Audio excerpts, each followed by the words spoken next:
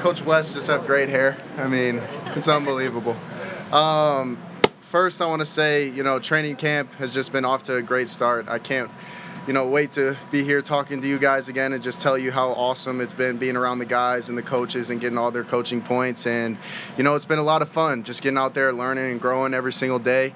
And, this is the first time that I've been able to speak after, my brother's tragic passing, Kyrie, and just want to say, everything that the Vikings have done to honor him and his family has been something that is, truly astounding and something that we all didn't expect. So I really appreciate the Will family, Coach O'Connell, and everybody for what they're doing for Kyrie and his family. And, this season's for him, for all the rookies. And I'll open it up to any questions.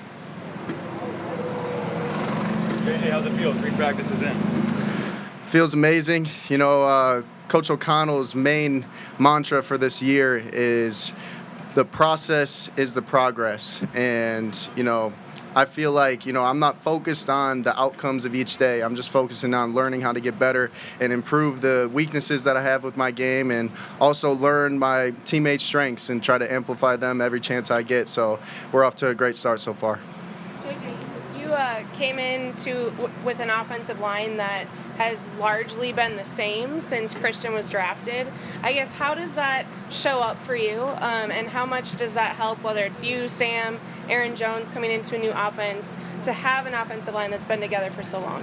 It's huge because that's one of the only positions in football where all 5 guys have to be on the same page at all times. Sometimes on the defensive side, a corner on the backside can mess up his, job and be okay. But if the offensive line isn't on the same page every single time, you're going to see it. And just being able to have an experienced line, a lot of great dudes on that line, a lot of talented dudes, it's a blessing for the entire team, not just the quarterback and not just the offense. So it's going to be awesome to see them in action this year playing on Sundays, and I just can't wait to be a part of it.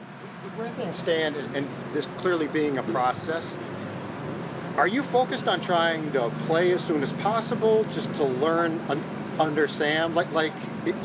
Kevin has made it clear that they're going to be patient. Mm-hmm. What's your patience and what's your ultimate goal for an outcome this season at some point? My ultimate goal is to get the most out of every single day. I'm somebody who went through a similar situation at Michigan when I first came in, and understanding that trusting the process, especially when you have someone like Coach O'Connell handling the process, is huge to my development. And, I've only just been focusing on getting better every single day, focusing on that meeting, that practice, that workout, whatever it is in the moment, I'm going to try and attack that. And when the time comes, the time comes. And I'm just training every single day. So when that time does come, I'm going to be ready. That early on people were talking about your footwork and kind of changing some things. For you over the past few weeks in mini camps, what has been like the biggest adjustment that you've learned already in the NFL? I would say the footwork was the central piece of it because that kind of starts everything. But just the way reading plays, it's a totally different offense, a lot more pass heavy, which I love.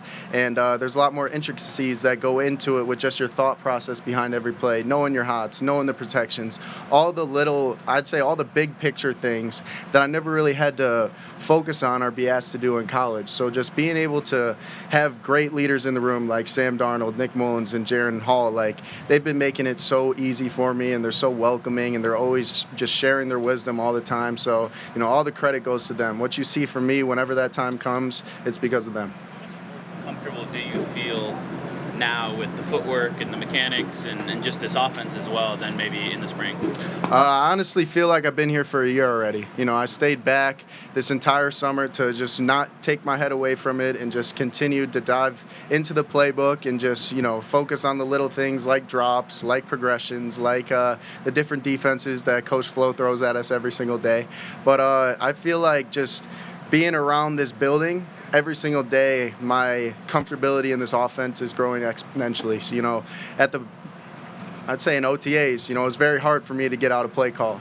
Everyone thinks they can play quarterback, but try getting out of the huddle.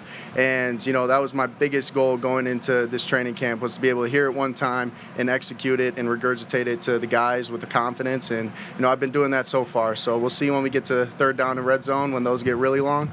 But they're going pretty well so far. JJ, what's Josh McCown been like as your quarterback's coach? He's been amazing. I don't necessarily look at him as a coach. I look at him as an older brother because, just his love and his, appreciation for the game and all the experience and wisdom that he has, he just passes it down to us like it's, for me, it's so invaluable. I can't get that anywhere else. I can't go look at it up on YouTube and, get the stuff that he's given to me.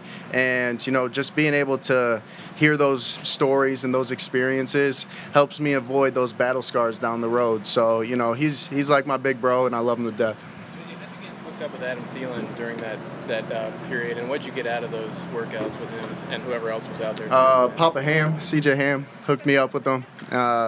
Adam then got my number and asked me to come out, and I was working with him twice a week, and it was so great to work with him because he's someone familiar with the offense, so I could, work on that and be able to call the plays, and him actually going out there and running it, and him telling it from his perspective on certain concepts. It was huge, and ultimately he's such a great guy too. So, he's one of those receivers where he makes a bad ball look like a good ball every time, and I wish nothing but success and health and abundance for him in the future.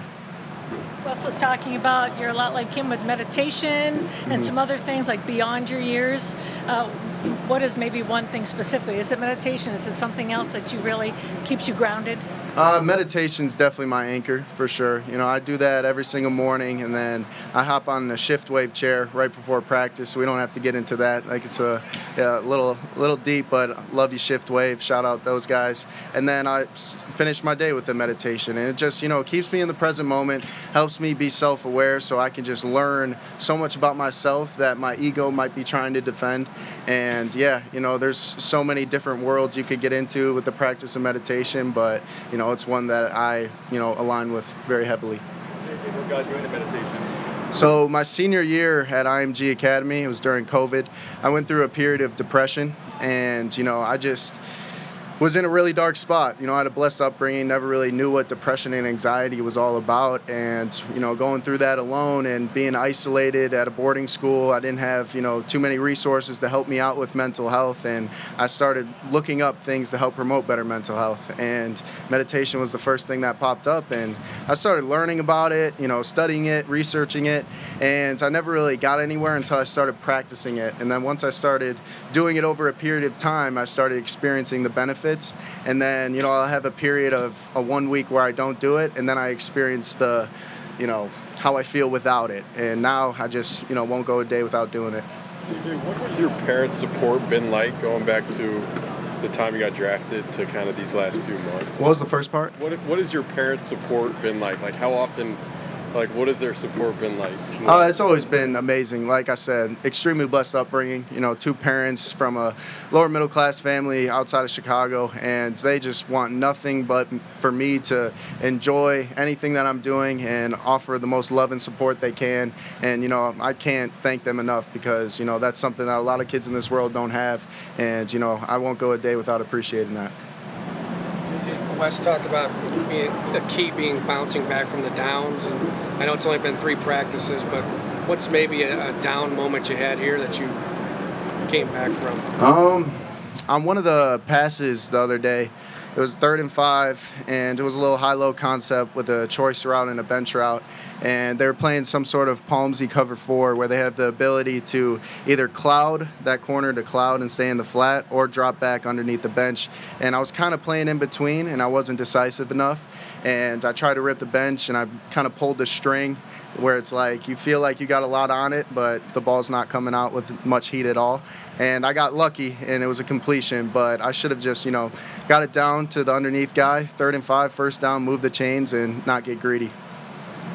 What's that process too? It does look, because of your arm strength, like there's times, especially on shorter passes, where you try and get the ball through the defender, and in this league, clearly that's tough.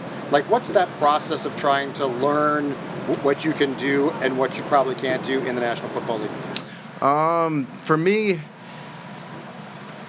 The process is not being afraid of failure. You know, coming out here every single day and just slinging it and just having full confidence in myself. Like what Jets told me right away, confidence is key in this league, and always making sure I carry that with me every single throw, every single play. So regardless what I talked about, regardless the outcome, I'm going to focus on the process, and say it does end up bad, at least I'm doing it now in July instead of in September, October, or the following months. So, you know, I'm just out here just trying to compete, sling the thing around, and, you know, whatever happens, happens. Was it surprising to you when you got here just how open Sam Darnold is with sharing? You know, you're all in a competition situation, but helping each other at the same time. Sometimes in college, I don't know what your experience was, but people expect the pros to be more cutthroat rather than that. Yeah, and especially with the quarterback position, there's only one guy. So it's a very interesting situation, but this one has been the most refreshing that I've ever been in. And, you know, looking up to Sam all my life, you know, watching him at the Elite 11, watching him at SC, you know, he's been somebody that I was a little, you know, a little afraid of walking into the same room with him. But he's just been nothing but great, you know. Opening, treats me like his little brother, and I can't thank him enough for that. And when it comes to the competition, it's a rising tide lifts all ships. You know, I'm going to push him because I'm pushing myself to be the best me every single day. And, you know, he's doing the same, and he's been doing so great so far, and I just can't wait to see what he does along the line. A couple more for JJ. JJ, you mentioned Justin telling you to always play with confidence. What else have you learned from him?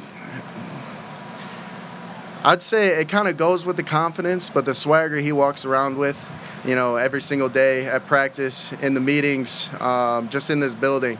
You know, it's something about it that, you know, people really don't understand what that does for you out on the field. And I'm starting to understand, you know, what that is. And, you know, I'm trying to replicate that as much as I can. I'm more of a subtle guy. But, you know, Jets is, you know, I look to him as a big brother. And, you know, another thing, just going over plays with him after practice and him showing me, like, what he's thinking or telling me what he's thinking, and then showing me how we could attack this coverage or this technique better. And, you know, that's something that's also invaluable, and I appreciate every single day. What will a successful summer be for you in your mind? A successful summer to me is helping this team get better, you know, any way I can, whether it's going against the ones and giving them all I got and, you know, hitting some deep balls down the field on them to piss them off a little bit and, you know, get that urgency up for the rest of practice. But at the end of the day, it's all about the team, making the team better, making them the most prepared they are until they get into September. So I just can't wait to continue to keep doing that. Thanks, everybody. Thank you, guys. Good to see you.